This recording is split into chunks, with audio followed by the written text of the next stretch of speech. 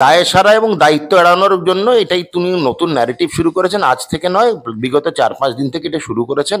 এখন তো কাউকে বলির পাঁঠা তৈরি করতেই হবে। সব থেকে নিরীহ প্রাণী বলির পাঁঠা হিসেবে বেছে নেওয়া যায় হচ্ছে ডাক্তার সম্প্রদায়, এবং তার মধ্যেই আমাদেরকে বেছে নেওয়া হয়েছে এই কারণে। অভয়াকাণ্ডের পরে উনি প্রতিহিংসা পরায়ণ হয়ে উঠেছেন, এবং প্রতিহিংসা পরায়ণ বলেই কিন্তু ইনি এই প্রতিবাদ যেটা আমরা করেছিলাম তার জন্য যে সন্ত্রাস বা থ্রেট, এই থ্রেট কালচার কিন্তু এখন মুখ্যমন্ত্রী স্বাস্থ্য দপ্তর থেকেই থ্রেট কালচারটা তৈরি হচ্ছে। খালি বিরূপাক্ষ, অভিক এবং সন্দীপের থ্রেট কালচার নয়। একজন সন্ত্রাসবাদী যখন একজনকে খুন করে ভয় পায় 1000 জন। এখানে ঠিক তাই, 12 জনকে উনি যদি সাসপেন্ড করে ভয় পেয়ে যাবে পশ্চিমবঙ্গের কম করে 15 থেকে 20 হাজার সরকারি চিকিৎসক। এটা যা সন্ত্রাস, অ্যাডমিনিস্ট্রেশনের থেকে যে সন্ত্রাস আছে তাকে বলি প্রশাসনিক সন্ত্রাস বা অ্যাডমিনিস্ট্রেটিভ টেরোরিজম। উৎস মুখ্যমন্ত্রী, স্থান স্বাস্থ্য ভবন। সারা ভারতবর্ষে কোথাও নেই 104 মাতৃ মৃত্যুর হার, সারা ভারতবর্ষে কোথাও নেই। সারা ভারতবর্ষে কোথাও নেই যে ভুল বিষ ভেজাল স্যালাইন পেয়ে নবজাতক শিশু মায়ের কোল হারালো। কেন মা আজকে আর নেই? সারা ভারতবর্ষে কোথাও আছে যেখানে এতগুলো সরকারি চিকিৎসা কেন্দ্র, শিক্ষা, সরকারি শুধু চিকিৎসা না, মেডিকেল এডুকেশন সিস্টেমে প্রায় 650-র ওপর পদ এখনো খালি? এই সারা ভারতবর্ষে কোথাও নেই। সত্যি পশ্চিমবঙ্গ বিরল। আমি মুখ্যমন্ত্রীর সঙ্গে একমত। তো এই কোম্পানি থেকে এত টাকা খেয়ে সে কালীঘাটে গেছে না হরিশ চ্যাটার্জিতে গেছে আমরা জানি না। এই তো শাস্তি তো স্যালাইন কাণ্ডে যুক্ত। এখন অব্দি দেখলাম যে মুকুল ঘোষ খুলে ঘুরে বেড়াচ্ছে।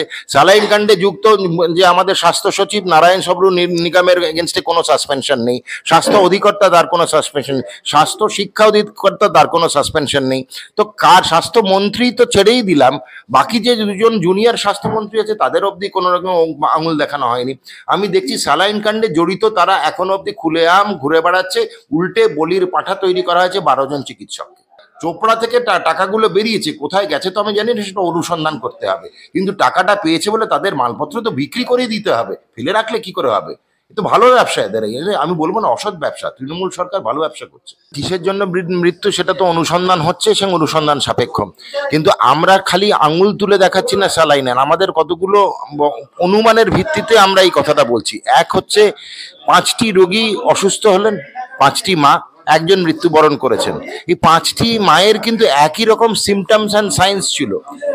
রোগের তো সিমটমস হয় না, সবারই কিন্তু একই রকম হলো। ব্লাড প্রেশার কমে গেল, অচৈতন্য হয়ে গেলেন সিজারের পরে পরে, এবং তার মধ্যে একজন মৃত্যুবরণ করে ফেলেছেন। বাকি সবাইকে SSKM হাসপাতালে নিয়ে হয়েছে, এবং একজন অলরেডি ভেন্টিলেটরে চলে গেছেন। 5 জন রুগীর যদি একই রকম সিমটম হয় তাহলে একটা কমন কজ বার করতে হয় যে 5 জনই একই জিনিস কি পেয়েছে। দেখা গেল এই রিঙ্গার্স ল্যাকটেট পেয়েছে। তারপরে পরবর্তী এভিডেন্স কি পেলাম যে এই সেম রিঙ্গার ল্যাকটেট তৈরি করেছে পশ্চিমবঙ্গ ফার্মাসিউটিক্যাল নামক একটি কোম্পানি, যার একই ঘটনা ঘটেছে কর্ণাটকে 2024 সালের শেষাশেষি। তার মানে কি হলো যে এই স্যালাইনই কিন্তু এককালে অন্য একটি রাজ্যে একই রকম সিমটমের হয়েছিল, এবং সেখানেও 5 জন কিন্তু মারা গিয়েছিলেন। আবার আজ পশ্চিমবঙ্গে একই ঘটনার পুনরাবৃত্তি হলো। 9টি রাজ্য এটাকে ব্যান করেছে, তাদের আর পুনরাবৃত্তি হয়নি। সুতরাং আমরা যদি খুব ছোট্ট পাটিগণিত করি, 1 আর 1 2 দাঁড়ায়।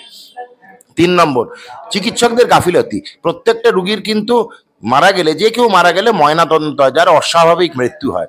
অস্বাভাবিক মৃত্যু এখানে একজন মায়ের হয়েছে, তার ময়নাতদন্ত হয়েছে, দেখা গেছে সেখানে death due to septic shock বা সেপ্টিসিমিয়া।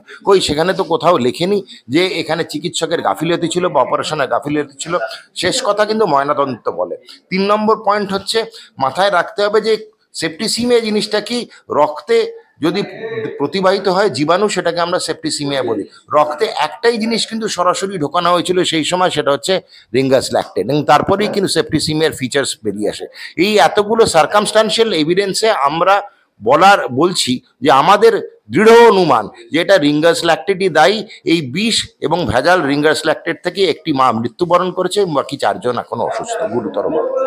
মমতা বন্দ্যোপাধ্যায়, মুখ্যমন্ত্রী মমতা বন্দ্যোপাধ্যায়ের দাবি চিকিৎসকদের গাফিলতি ছিল, অপারেশন থিয়েটারেও ছিলেন না কোনো সিনিয়র চিকিৎসক। ডাকাডাকি করলে একজন গিয়ে একটু দেখেই চলে যান। দায় সারা এবং দায়িত্ব এড়ানোর জন্য এটাই তিনি নতুন ন্যারেটিভ শুরু করেছেন। আজ থেকে নয়, বিগত 4-5 দিন থেকে এটা শুরু করেছেন। এখন তো কাউকে বলির পাঁঠা তৈরি করতেই হবে। সব থেকে নিরীহ প্রাণী বলির পাঁঠা হিসেবে বেছে নেওয়া যায় হচ্ছে ডাক্তার সম্প্রদায়, এবং তার মধ্যেই আমাদেরকে বেছে নেওয়া হয়েছে এই কারণে যে ডাক্তার সম্প্রদায়কে খুব কুইক বলা হয় চিকিৎসায় গাফিলতি। অনেক সময় আমরা কাগজের শিরোনামও দেখতে পারি এদের নাম চিকিৎসার গাফিলতি, কোনো সময় তো দেখতে পাই না প্রশাসনিক গাফিলতিতে মৃত্যু।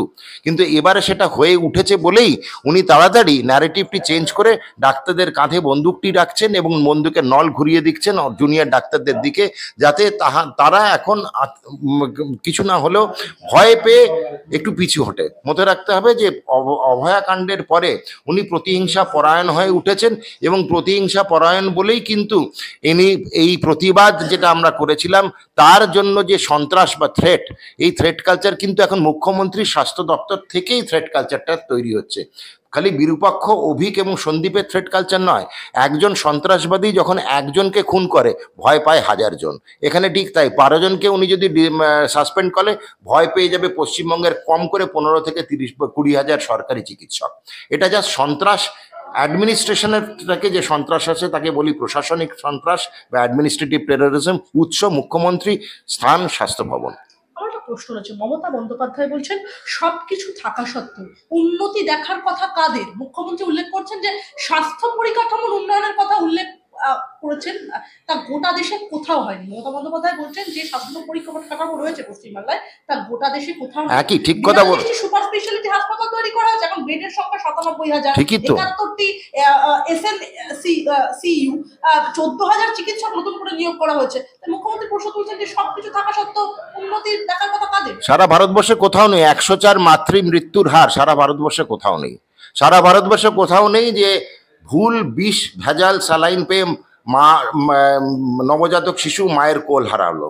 কেন মা আজকে আর নেই? সারা ভারতবর্ষে কোথাও আছে যেখানে এতগুলো সরকারি চিকিৎসা কেন্দ্র, সরকারি শুধু চিকিৎসা না, মেডিকেল এডুকেশন সিস্টেমে প্রায় 650-র ওপর পদ এখনো খালি? এই সারা ভারতবর্ষে কোথাও নেই। সত্যি পশ্চিমবঙ্গ বিরল। আমি মুখ্যমন্ত্রীর সঙ্গে একমত, তো এরকম রাজ্য কোথাও নেই। বলছেন যাদের হাতে মানুষের ভাগ্য নির্ধারণ হয় তারা সেদিন ঠিক করে কাজ করলে একজন শিশুকে তার মাকে হারাতে হবে। আবারও ঠিক বলেছেন, ভাগ্য নির্ধারণ তো মুখ্যমন্ত্রী করেন। স্যালাইনটা কি কেনা হবে, কোন কোম্পানি থেকে কতটা সিন্ডিকেট বা কাটমানি পেয়ে স্যালাইন আসবে, তৃণমূল দলের তহবিলে কতটা টাকা পশ্চিমবঙ্গ রাজ্য ফার্মাসিউটিক্যাল পৌঁছবেন, তার জন্যই তো নির্ধারিত হলো যে একটি মায়ের প্রাণ গেল আর বাকি 4টি প্রাণ যেতে বসেছে। স্যার, মুখ্য সচিব রাজ্যের মনোজ পাল তিনি বলছেন সমস্ত হাসপাতাল থেকে ওই সংস্থা অর্থাৎ পশ্চিমবঙ্গ ফার্মাসিউটিক্যাল ওষুধ ছড়িয়ে দেওয়া হয়েছে। 10ই ডিসেম্বর সরকারি বিজ্ঞপ্তি বেরোয়, আর 14 তারিখ অবধি যে স্যালাইনটি চলছিল তার উদাহরণ তো মায়ের মৃত্যু। এটা তো আমাকে বলতে হবে না, সংবাদ মাধ্যমেই বলেছেন। এবং যে স্যালাইন চলছিল সেই কারণেই তো সরকারি বিজ্ঞপ্তি আবার পুনরায় দেওয়া আছে, প্রথমে হোয়াটসঅ্যাপে। এমন একটা রাজ্য তো কোথাও নেই যেখানে সরকার সামাজিক মাধ্যমের থ্রু দিয়ে চলে, হোয়াটসঅ্যাপ আর ফেসবুকে। সরকারি বিজ্ঞপ্তি যায় হোয়াটসঅ্যাপে, কোনো জিও নেই। সরকারি বিজ্ঞপ্তি দেওয়া হলো তো 8 তারিখ, জানুয়ারি মাসের 10 তারিখে, যে এই স্যালাইন বন্ধ করা হোক ইউজেজ। প্রক্রিয়রমেন্ট বন্ধ আর ব্যবহার বন্ধ দুটোর মধ্যে অনেক তফাৎ আছে। এই কোম্পানি থেকে এত টাকা খেয়ে সে কালীঘাটে গেছে না হরিশ চ্যাটার্জিতে গেছে আমরা জানি না, চোপড়া থেকে টাকাগুলো বেরিয়েছে, কোথায় গেছে তো আমি জানি না, সেটা অনুসন্ধান করতে হবে। কিন্তু টাকাটা পেয়েছে বলে তাদের মালপত্র তো বিক্রি করে দিতে হবে, ফেলে রাখলে কি করে হবে? এ তো ভালো ব্যবসা এদের, আমি বলবো না অসৎ ব্যবসা। তৃণমূল সরকার ভালো ব্যবসা করছে। একদম একটা প্রশ্ন করতেই হবে যে স্যালাইন কাণ্ডে যুক্তদের শাস্তি হবে, কড়া বার্তা দিলেন অভিষেক বন্দ্যোপাধ্যায়। বিশ্বাস করেন?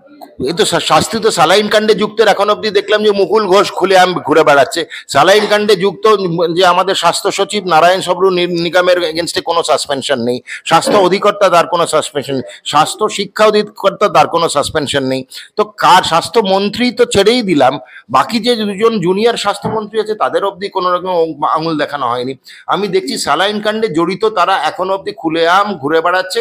উল্টে বলির পাঁঠা তৈরি করা হয়েছে 12 জন চিকিৎসককে। মমতা বন্দ্যোপাধ্যায় এবং নারায়ণ স্বরূপ নিগমকে ইতিমধ্যে গ্রেফতার করার দাবি তুলছেন বিরোধীরা।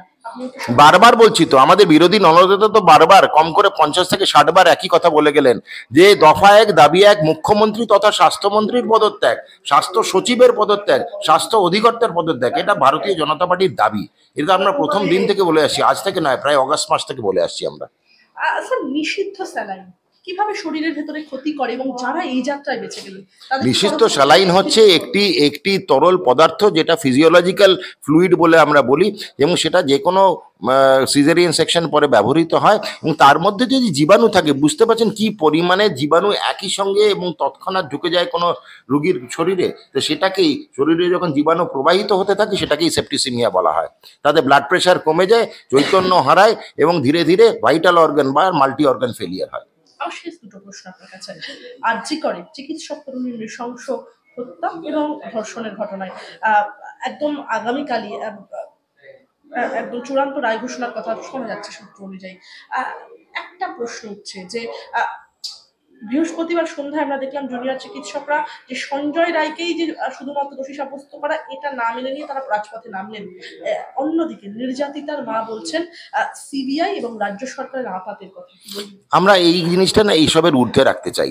মনে রাখতে হবে অভয়া বা তিলোত্তমা না ডাক্তারের কাছে শিলমোহর, আমাদের চেতনা এবং হৃদয়ের শিলমোহর। যেরকম ভারতবর্ষের শিলমোহর অশোক স্তম্ভ, সেরকমের অভয় বা তিলোত্তমা যে কোনো চিকিৎসকের কাছে আজকে শিলমোহর। যেরকম অশোক স্তম্ভের তলায় লেখা আছে সত্যমেব জয়তে, আমরাও মনে করি তিলোত্তমার যদি বিচারের কথা ভাবি তবে একটাই জিনিস মাথায় করছে, সত্যমেব জয়তে, যেন সত্যের জয় হয়, সেটা ভুলে গেলে চলবে না। সিবিআই একটি কেন্দ্রের স্বশাসিত সংগঠন, তার উপরে আমাদের রাজ্য সরকারের কোনো রকম হাত নেই, চিকিৎসক তো দূরের কথা, কেন্দ্রীয় সরকারের হাত নেই। 2 নম্বর হচ্ছে এই যে অনুসন্ধান চলছে, এই অনুসন্ধান প্রক্রিয়া এবং প্রকল্প কিন্তু পুরোপুরিভাবে উচ্চতম আদালত তার নীতি নির্ধারণ করছেন এবং মনিটর করছেন, সেখানে কেন্দ্রীয় সরকার বা রাজ্য সরকারের কোনো হাত নেই। এটা suo motu court monitored CBI investigation, এবং এই ইনভেস্টিগেশনে ভালো খারাপ যে কোনো আঙ্গিকই থেকে থাকুক সেটা উচ্চতম আদালতের কাছে সিবিআইকে উত্তর দিতে হবে। শেষ প্রশ্ন আপনার কাছে, এই ঘটনায় একজনকে ঘিরেই বিচার চলবে এতদিন, একজন নাকি একাধিক জড়িত এই ঘটনায়? এটা আমাদের পার্সোনাল মতবাদ হতে পারে, এটা সত্যি অনুসন্ধান সাপেক্ষ। আমাদের পার্সোনাল মতবাদ একটা আলাদা জিনিস, কিন্তু অনুসন্ধান যেটুকু দেখাবে আলো সেটাই মানতে হবে। পার্সোনালি আমরা মনে করি না, এটা একজনের কাজকর্ম নয়, হতে পারে না, এটা আমাদের নিজস্ব পার্সোনাল মতবাদ।